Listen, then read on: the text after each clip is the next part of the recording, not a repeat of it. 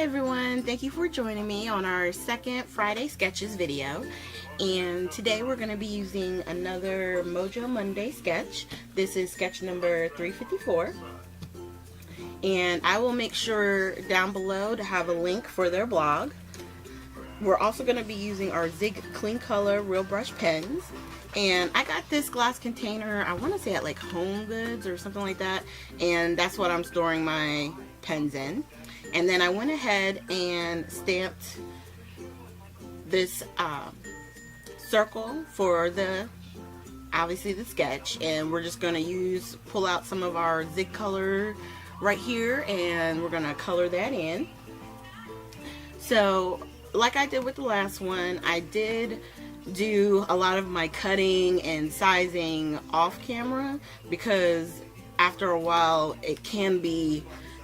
it takes up a lot of time sometimes trying to figure out exactly what size I want it to be. I want it to look like the image, but it's not like on the image there's exact measurements, you know?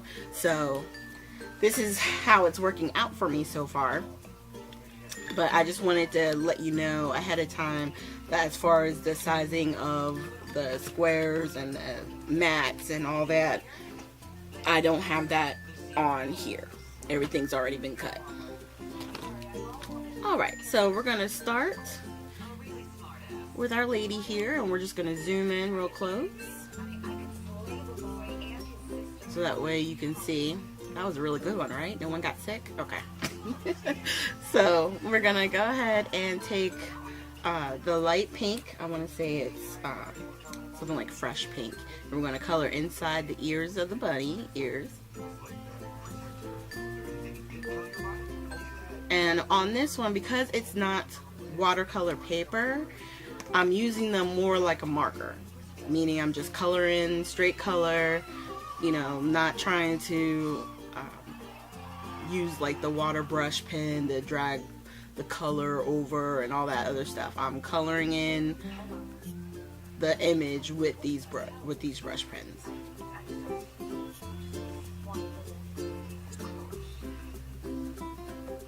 We're just doing finishing because there's only a little bit of her legs are on the bottom.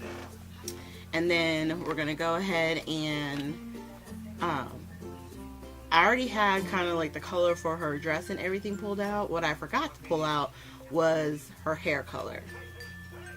So right now that's what I'm doing off to the side. I'm trying to find the perfect hair color for her, so that way that part will be done.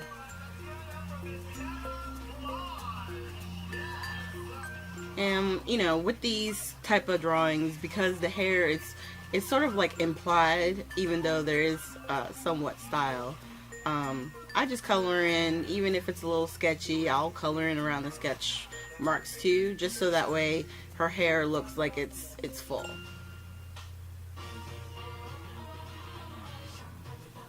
There you go. So now we're going to start with the daffodil. I wanted obviously bright colors because this is an Easter card. So when I was thinking about coloring her in, I wanted bright colors. Something sunshiny. So that's what I'm doing with the daffodil. Then we're going to grab the green and color in the leaves. Now what I was doing when I picked my colors, I was thinking about the egg that she's holding, and I wanted to do, you know, each layer a different color. And so whatever I pulled out for those colors is what I'm using on the flower, her dress, stuff like that. So right now we're gonna color in the dress, and of course I found like the hottest pink possible. And we're gonna color in the top and then go ahead and, you know, do the skirt. Now I will say with this particular brush, because I use it a lot, it feels like it's drying out. The good thing about the Zig Color brush pens is that you can buy them individually. So down the road I decide I don't feel like struggling with this brush anymore, I can just buy this particular color. I don't have to rebuy the complete set. So that's a benefit, you know, because right now they're not refillable, but you can buy a replacement one without having to buy a whole nother 60 piece or 48 piece or whatever it was that you got originally. And it's a really great set. These are probably one of my favorite go-tos. I do like the Distress and the Copics, but I just don't have a whole lot in the Copics. I like this one because I have quite a few. I think I got the 60 set, so you know, it's fun. So all I'm doing is coloring in, and you can see I'm just trying to get as much color as I can from this brush that's starting to dry out, but it's still giving me good, you know, I got good enough coverage for her dress. And I'll be going over it again because I see a little bit of white on the edge, and then I wanted to smooth out the center part again. I was just getting the yellow for her band and the under the kind of like squiggly lines underneath the skirt. I hit that with the yellow as well. Just totally bright and shiny and just, you know, definitely springy to me. Which is perfect for Easter. Alright. And then right here, after I was done with the yellow, the underneath yellow, is where I grabbed the pink again, I believe. Oh no. Okay. So we're going to do the orange.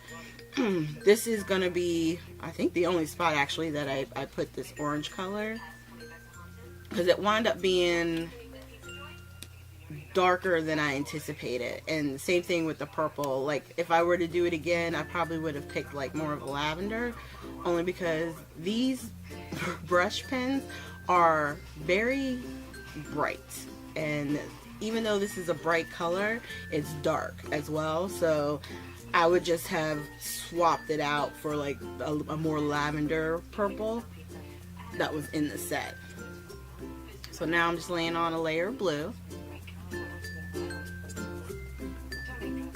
And for me, there's no rhyme or reason for why I put certain colors in certain places.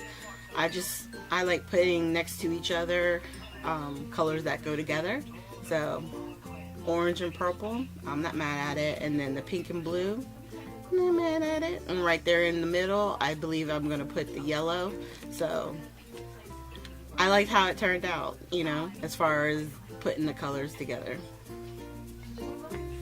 And then we're going to have green, and then I wind up doing, I believe, the blue again on the very bottom of the egg.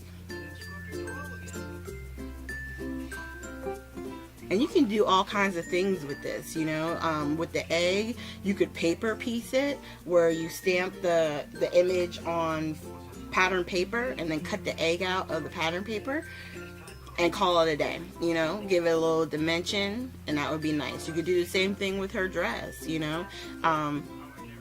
So there's so many different options that you can do.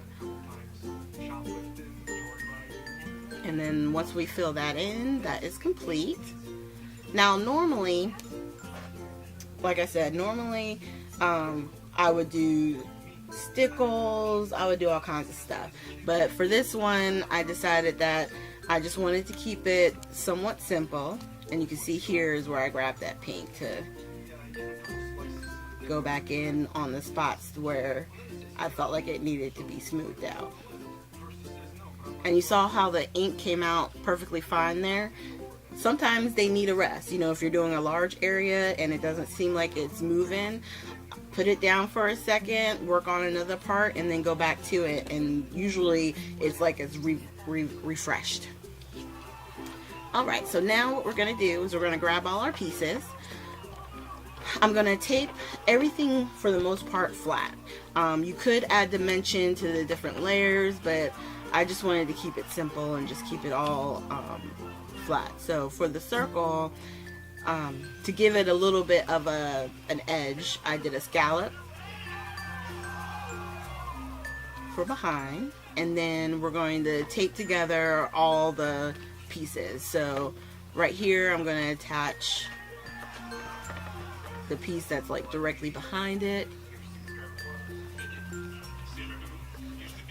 And I think next time what I wind up doing is probably go ahead and put all these pieces together, because you guys have seen this stuff before. You know how to put tape on the back and apply the paper.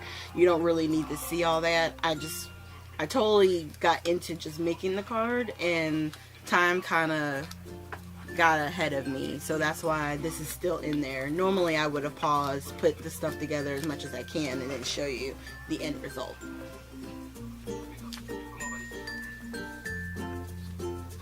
But the good thing is, if you do have an ATG gun, you don't have to feel like you don't have time to fix things. As long as you don't lay it down and then start rubbing it in, you know, like vernishing it into the paper, then you can lift it back up and, you know, reposition if you need to. Okay, so that's one piece. And then we're going to grab, I believe it's the one that goes behind that, a little bit longer. I'm going to tape that up real quick.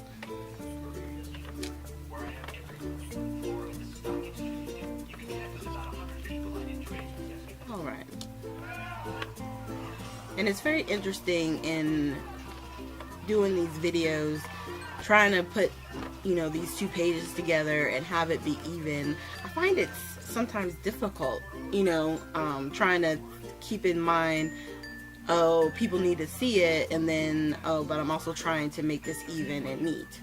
You know, usually you just grab stuff and put it together and you don't have to worry about it because you're not having to be mindful of the camera. So right about in here, my memory card is actually going to run out of space. So I'm taping on the bottom, you know, pattern paper and the mat for it. And then after this, I'm actually going to come back and I'll show you it, everything put together with the sentiment. So here we are. I have shown you here all the pens that we used. And then this is the card side by side with the sketch from Mojo Monday.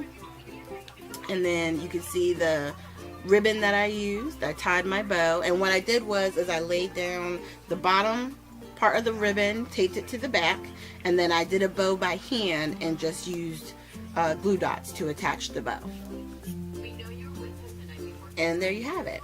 And you could, you know, take it to another level, put on sequins, put on bling, or even brads. It's up to you. But I liked doing this one just plain and simple.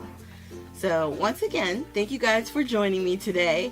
I definitely am enjoying these sketches. It's something I've never done before, so it's really exciting to try and figure something out and, you know, see if I can recreate what's there on the printout. So make sure you hit like and subscribe, and I will see you guys next week for our next video.